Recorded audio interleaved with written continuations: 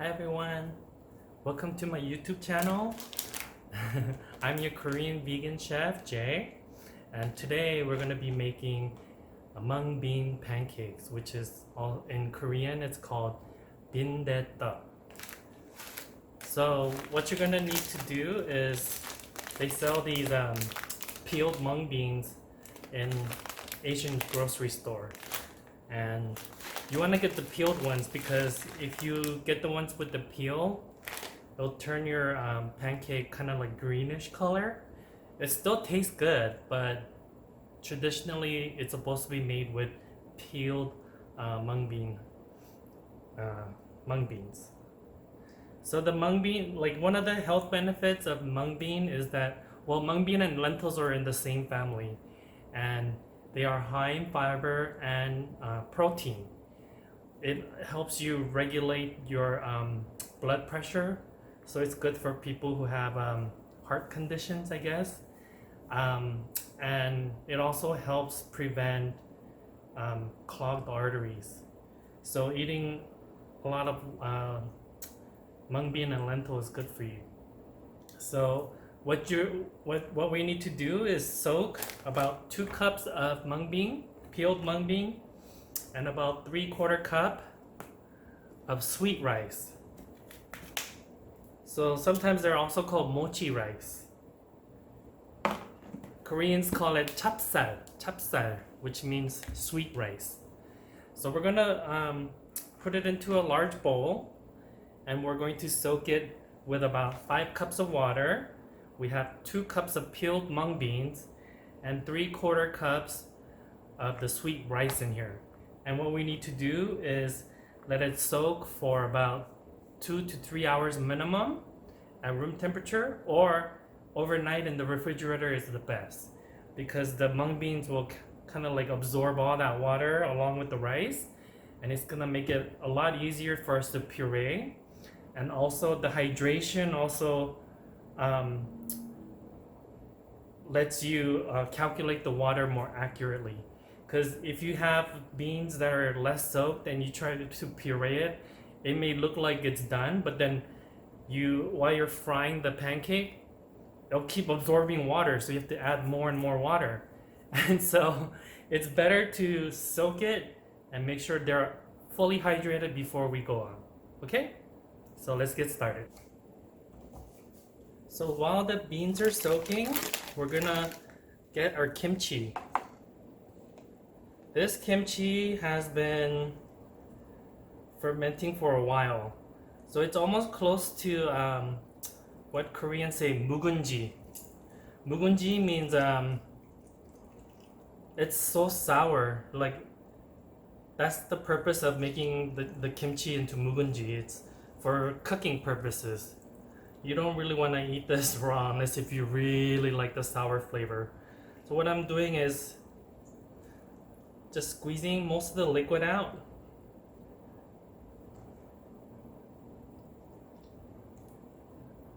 This kimchi was made about 6 months ago, and my mom made this. So it's really sour. Okay, squeeze the water.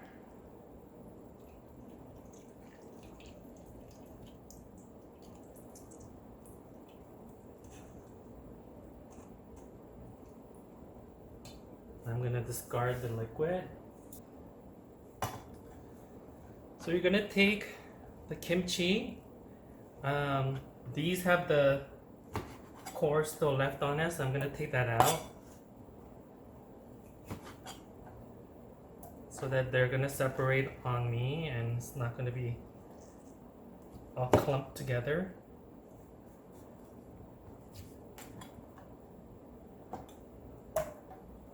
Then I'm going to cut it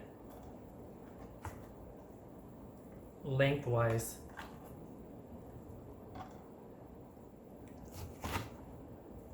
Into about inch and a half size lengths.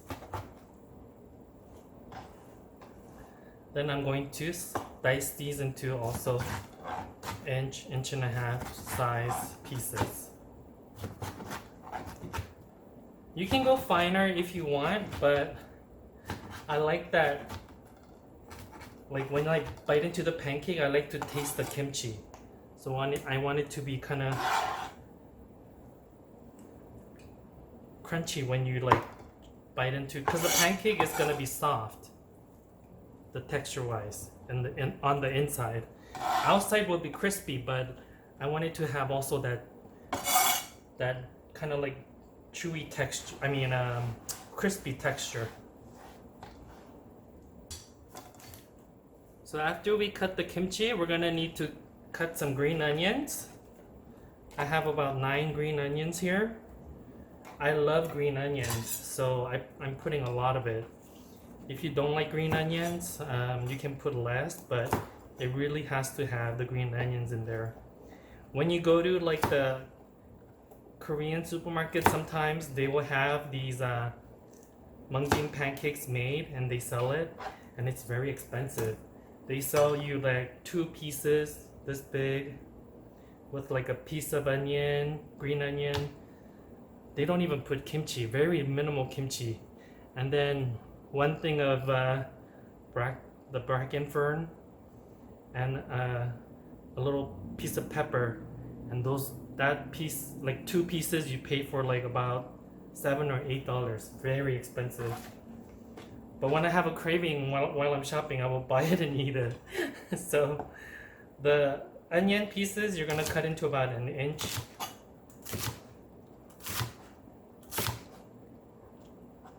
I already gone and cleaned this, so that's why I'm just chopping it.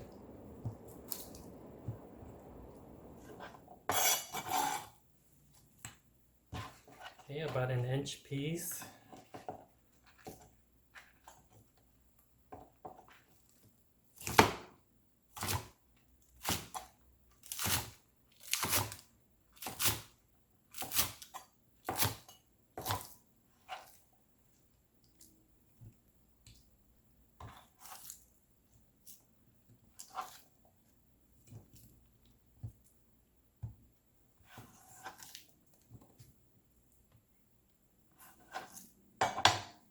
So what I have here is called bracken fern. About 7 years ago, I used to live in Crescent City with my parents, running a Hawaiian restaurant there. And if you've never been to Crescent City, it's home of the redwoods. And it's right on the coast, right before you reach Oregon. So it's the last major city before you reach Oregon. And Pelican Bay is there, which is like the like California state prison that opened up right after Alcatraz was closed down. So they transferred all of the most serious and notorious criminals into Pelican Bay. So anyway, that's a little story about Crescent City. Well, when we used to live there, my parents used to go around picking these. So these fern tops will flower, and you need to pick them before they flower. So when they're actually like, when the buds are growing, you can kind of see here, the buds are growing. This happens like in mid to late May in Crescent City because the temperature there is not very warm until maybe about June. So my parents used to go around picking these, and they would boil this and then dry it. So after you dry it, you would have to like soak it in water, and when the pigments come out, these brown pigments come out, you need to discard it and keep putting fresh water until all the pigments come out. Then after that, it's soft like this. Then you cut it into about 1 inch, 1.5 inch pieces, just like the onions. But now you can buy them in the Korean grocery store. This thing is about £1, and it was only like $7. But it's from China, so I don't know. We'll see how this tastes. Also, traditionally you put 홍고추, which is very similar to Fresno chilies, but I didn't have any of that. So I took some. What I had was some Thai chili, and these Thai chili, they're small but they're really spicy. So, and I like to have a little bit of heat in my pancake. So what I did was, but I don't want to die from the Thai chili. So what I did was take the seeds out with most of the white membrane, which gives it the most amount of heat. So I take that out and I split it and then I cut the seeds out. I'm just gonna julienne.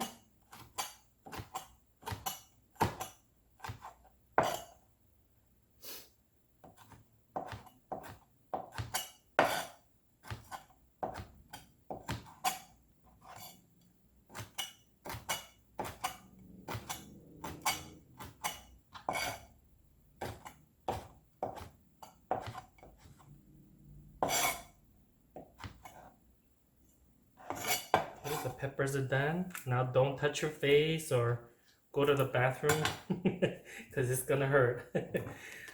Now that that's done, I need to prepare my bean sprouts. So these are the mung bean sprouts. Koreans eat two types of bean sprouts. There's mung bean sprout and then there's soybean sprout. So the mung bean sprout is the sprouts that came out of the mung beans, the ones that we soaked. Okay. We're gonna bring some water to a boil. Some people put this into the pancake just like this without blanching it and squeezing the water out. But what happens when you do that and you don't blanch and squeeze the water out is that it makes your batter looser because of all the extra water that's in the mung bean sprouts. So once heat is applied to these sprouts, they're gonna release water and your pancake will kind of be soggy. So I always do this part when I'm making a pancake. So when the water comes to a boil, all you're going to do is just dunk the mung bean sprouts in there. And you're not boiling it until they're like so soggy. You're just blanching it. So what I do is I wait for it to come to a boil again and just take it out as soon as it boils after I put the beans in.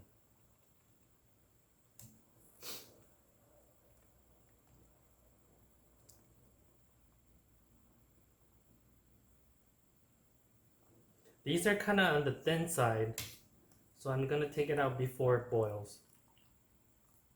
Right into cold water.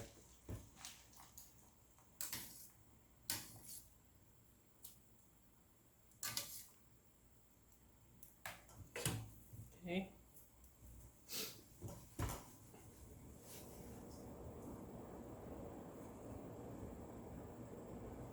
Comes to a boil, just dunk it in.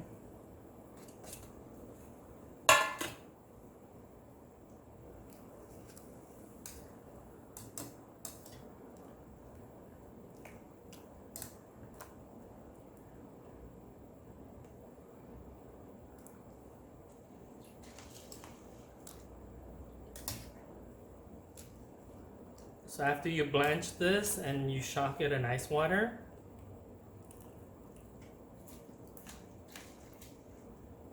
you're gonna have to squeeze the excess water out.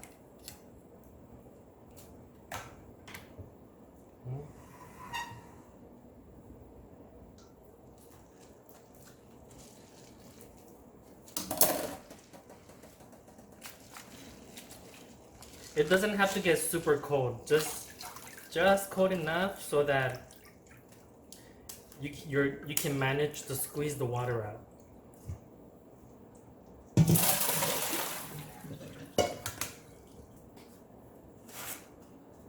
So I have some cheesecloth here. I'm gonna take half the bean sprouts, wrap them up, and kind of give it a little squeeze.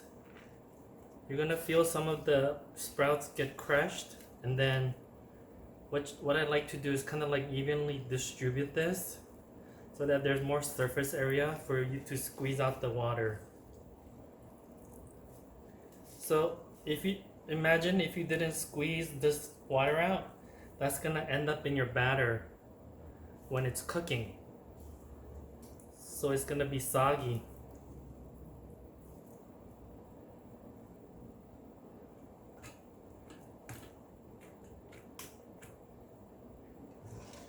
We're gonna take the rest of them.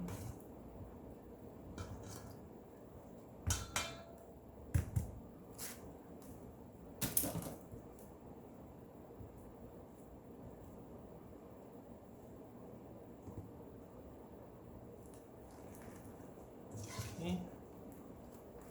And squeeze. See, look at all this water that came out.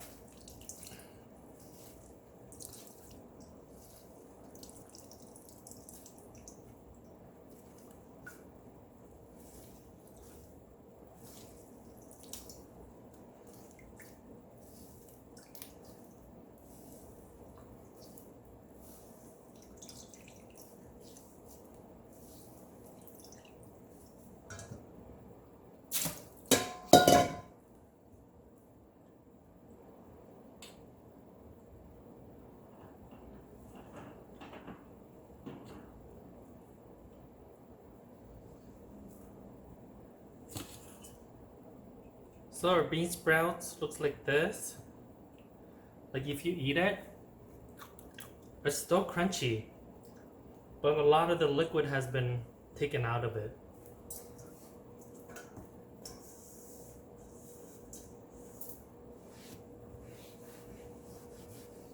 Okay, now it's time to puree our mung beans. So I soaked the mung beans in here along with the sweet rice here. You can see the sweet rice. So traditionally, there's like a, I don't know what you call it. It's like a ground, like that stuff that mills the flour, but they put this in there with water and they turn it so the two stones grind the mung beans in between, and it creates similar effect to what we're going to do with the blender. So it's hard to explain, but it's a lot easier with the blender, let's put it that way. So if you don't already have a nice blender, I would recommend you buy one and invest in, if you cook a lot, invest in a nice blender. This Vitamix I had for about 10 years. I bought this when I first started my food truck in LA. I had a Hawaiian food truck for about 8 months. And I bought this when I didn't have any money. I just started that food truck with very minimum amount of money, and it did pretty well. Then I switched the Hawaiian truck into a tempura truck. So those of you that are in LA and you've seen a tempura truck back then, that was me. So what we're gonna do is we're gonna take the lentils.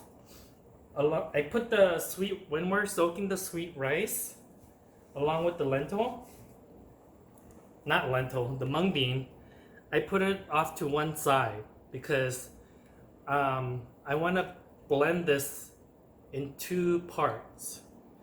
The one with the rice side, I'm going to blend it until it's very smooth.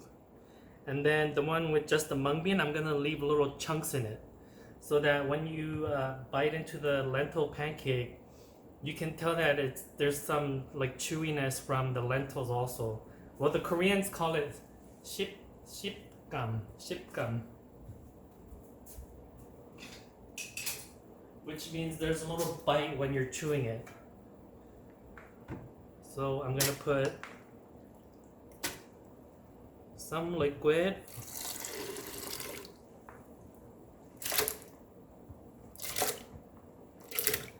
Try to get all the rice.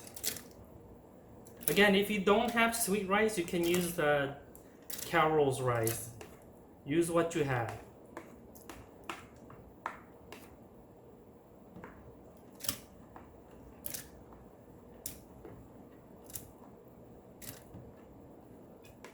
Okay, I got most of the rice in there.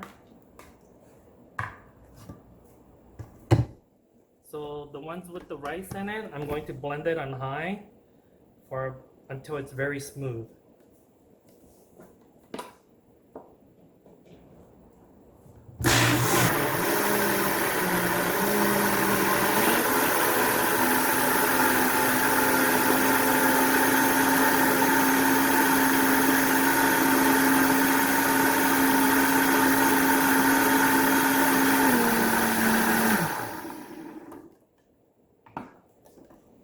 Okay, you see how smooth that is?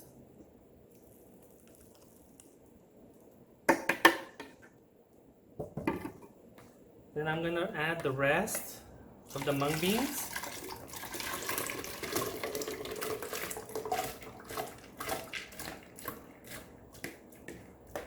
Like when you smell this, it almost has like grassy smell.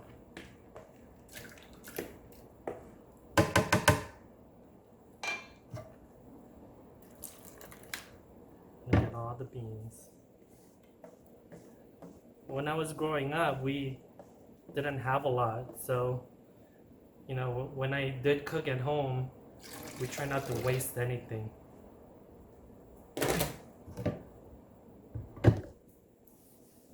Okay, so we'll close this. I'm just gonna pulse this.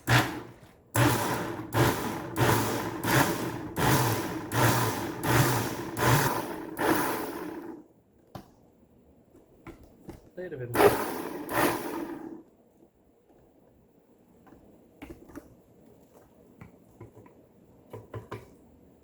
So this, you can see that there's still chunks of it in there. It's not as smooth. So I'm gonna put this in here. And that's all the water we use. Just the 5 cups of water that we soak the beans in.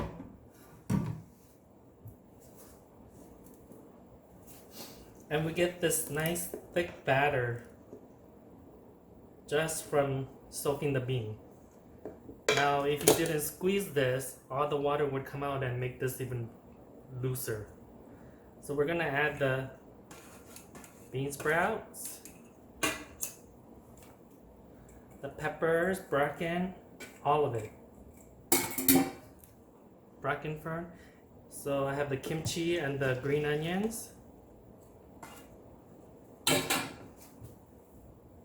So this makes a lot of pancakes, but what I like to do is I'll make a lot of the pancakes, then I'll line it up in a little sheet tray individually so they're not stuck together, and put it in the freezer.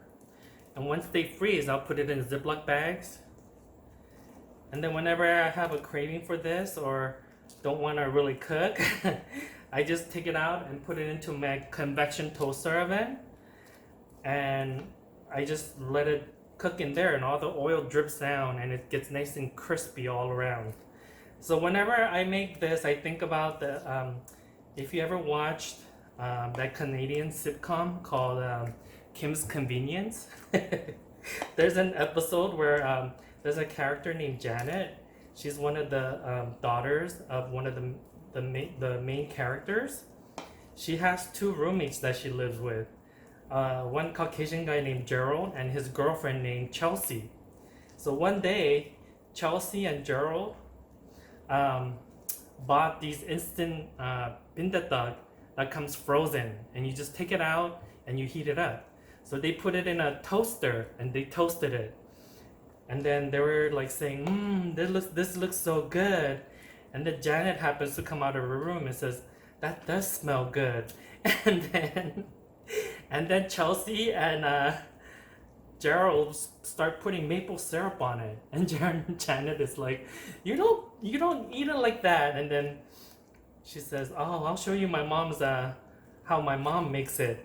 And so she goes and asks her mom how to make it, and the mom, or like asks her mom to make her some, and the mom says, I'm not your maid, you make your own, okay? So Janet searches on the internet how to make this and makes it herself and gave some to her mom. And the mom tastes it and he goes, oh my god, this is so good. And like she asked Janet like how she made it, but Janet's like, I just watched a YouTube blogger and da da da da. And so it turns out Janet's mom didn't know how to make this. She took the instant ones and used to feed it to her family. So that episode was so funny to me. Because it kind of reminds me of my mom too, because she never really learned how to make this.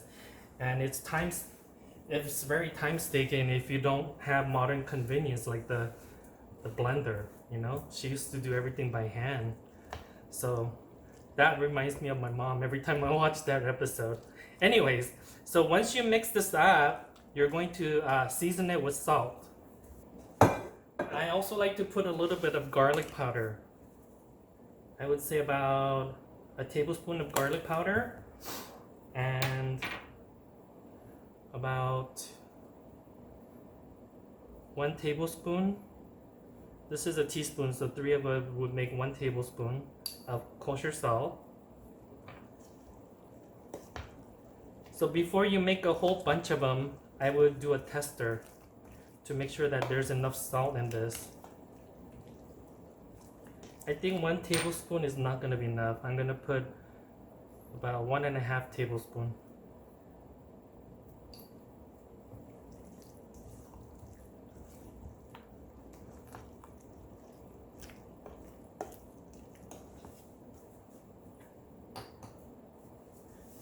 So when we're frying this, we're heating up the frying pan with a good amount of olive oil to begin with. I'm using light olive oil, which is probably like the second or third pressing of the olives. So it doesn't have that strong olive flavor. So it's a nice cooking oil for all purpose. You see how the water separated from the mung beans? Just for about not even 2 minutes. So we need to stir this up just before frying them. And we want to, I put about 1/4 cup of oil in there, and I'm gonna turn it down to about medium heat. And I'm using a ceramic coated frying pan. This one is made in Korea, just like me. Wah wah. But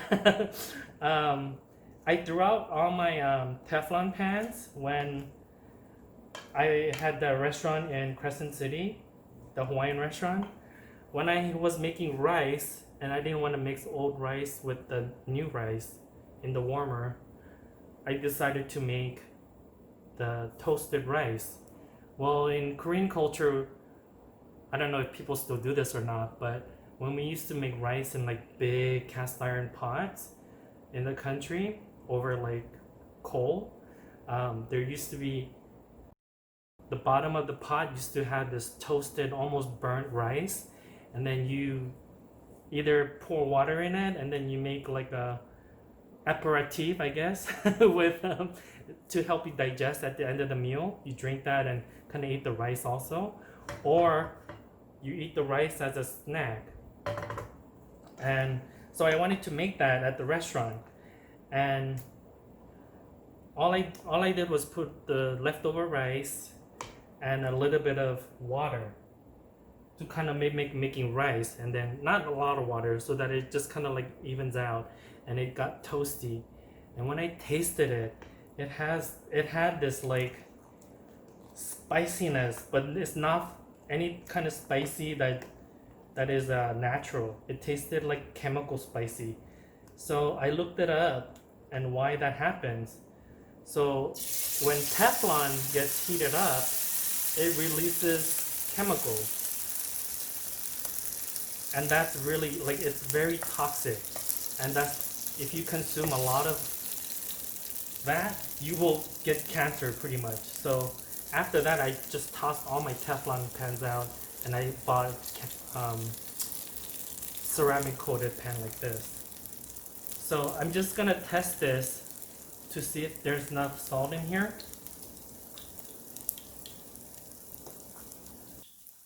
So when the edge gets brown like this, that's a good indication that you should turn this. I could have gone a little longer, but it's fine. It's just a tester.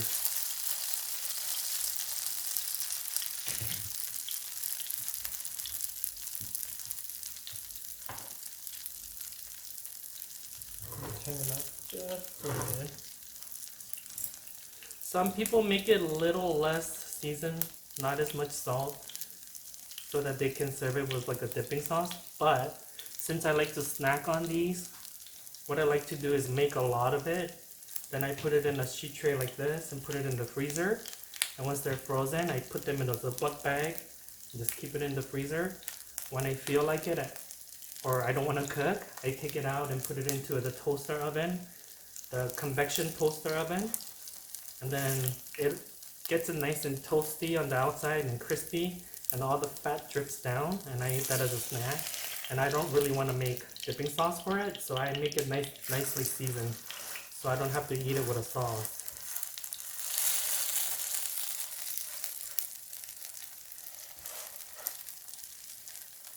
You see how the pancake holds together? This didn't have any flour or eggs in it. So this is very vegan if you use vegan kimchi. Some people like to put pieces of like pork in it traditionally, but you can make it without. It's just as delicious or even tastier, in my opinion, without the pork in it. We're gonna take this out.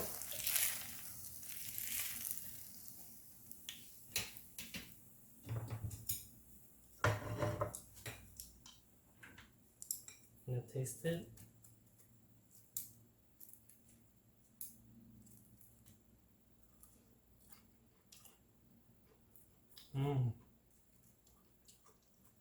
It's so crispy.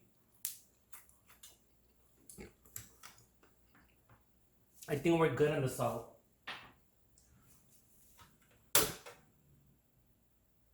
So when I cook these, if there's a little impurities from making pancakes, take it out because it's gonna burn and then it's gonna go into your next batch. So again, you need to stir this up because the water separates.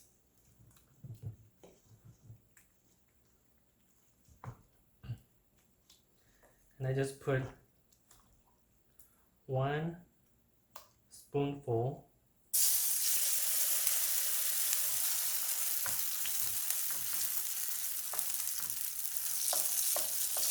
You can make it big if you want, but you need to cut it when you're serving it. So, and I also like to do individual serving size so that you don't have to share. You can just have your own.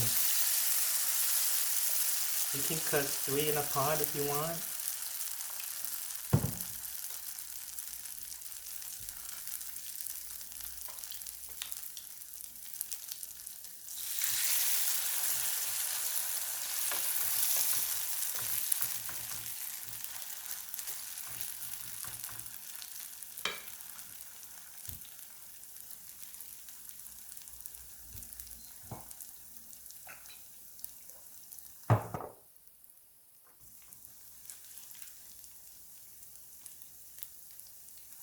I'm gonna turn up the heat a little since there's more in the pan.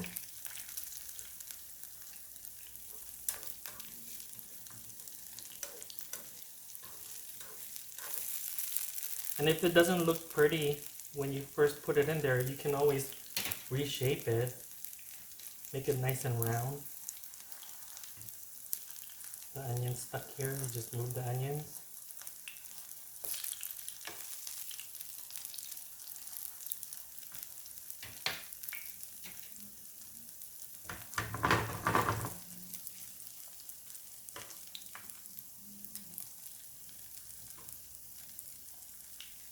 Okay, I can see the color starting to come out.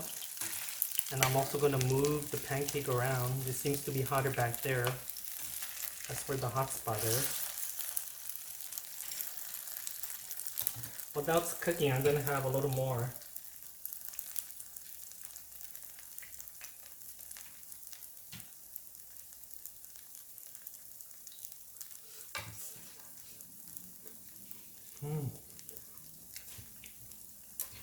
So good.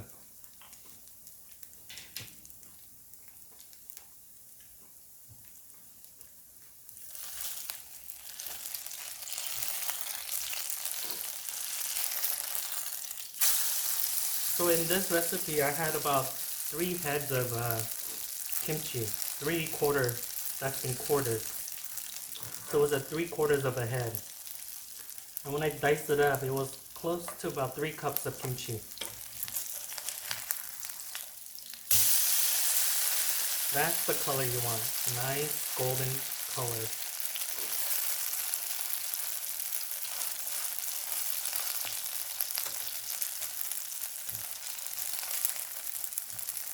And if you can't find these Franken burn tops, you can make it without them. You don't have to put them in there. Another substitution you can put in, oftentimes the Korean market will have dried sweet potato vines. You can use that instead. So the way you would prepare the sweet potato vine is you put it into cold water and you let it plump up overnight and keep changing the water until they become nice and soft also. Just flip it around. You see this one was a little thick in the middle and you see like all this raw batter come out. But it's okay. We're gonna cook it all the way through. And even if it's not cooked all the way through, there's no raw eggs or any like raw meat in it. So it'll be still just as good to eat. But you do want to get that nice crispy outer. You see how kind of the pancake kind of drinks up the oil? So you need to have a decent amount of oil in here. That's why I like using olive oil. It's not as chemically processed like canola oil or corn oil. Corn oil has that flavor. I don't know, I kind of prefer the taste of the light olive oil.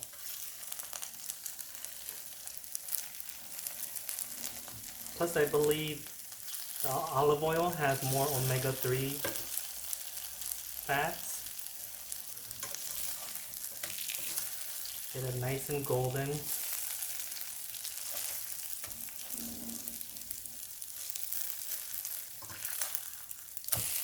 Oh, that one's pretty pale. Turn it back around. Always adjust your heat, you know. If it's not getting brown fast enough, that means your heat's too low. If it's getting too dark, but then your filling is still loose, then that means it's too hot.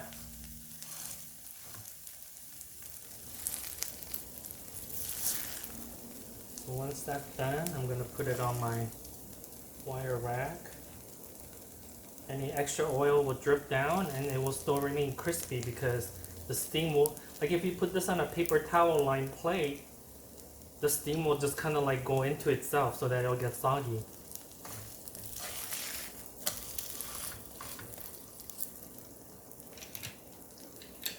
That one's like a B- because it's not the same size as these.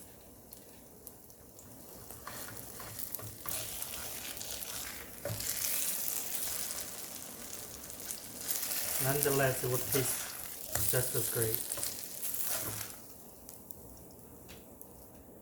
Okay. So again, get any of these little burnt pieces out. Or you're gonna get it into your pancake. A little bit more olive oil.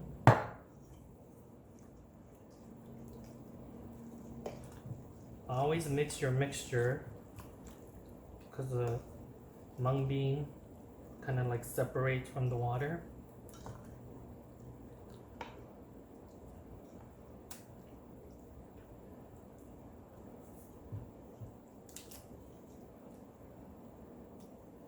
Okay, get a spoonful. Get a nice round shape.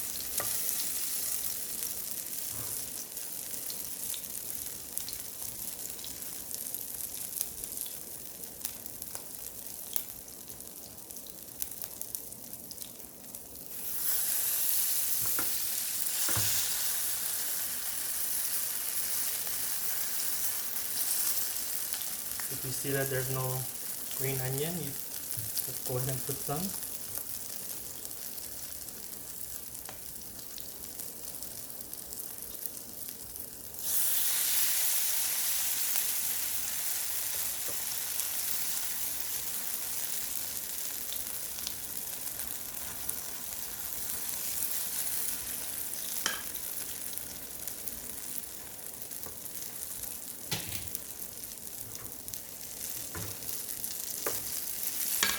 Let's put a little more oil.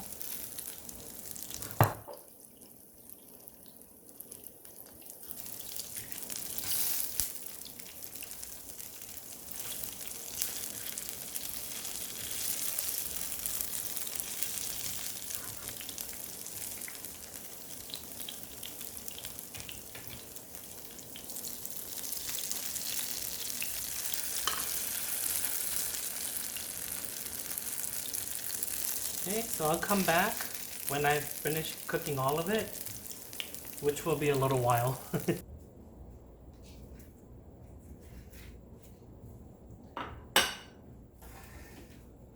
Okay, so I finished frying all the pancakes, and look, I ended up with about 30 pieces. They're about 4-inch in diameter. So the 2 cups of lentils with all the filling will yield you about 30 pieces of 4-inch sized pancake. And so when you watched my first video on how to make the kimchi, this is my favorite part, the white part of the cabbage that's near the root. Because when you eat it, even though it's been cut, because it was pickled, do you hear that sound? That crunchy? So this pancake is meant to be eaten when it's like just out of the pan. You don't want to like leave it laying around when it gets cold. You want to eat it when it's hot and crispy. So when you hear that and then it's nice and warm, it's really delicious.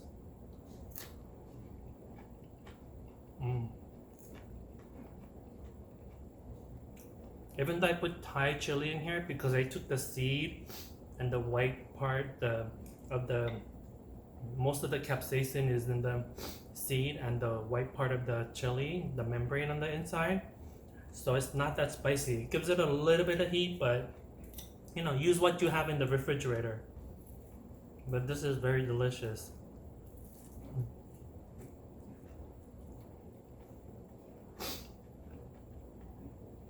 Also, some people also call this nokdujan. Nokdu means mung bean, and then jan means pancake. So I hope you enjoyed making these pancakes with me, and hope to see you in the next video. Please like and subscribe to my channel. This is it for now. Enjoy. I hope you learned something new and that you'll try making this pancake. It's not that hard. Okay? Until next time.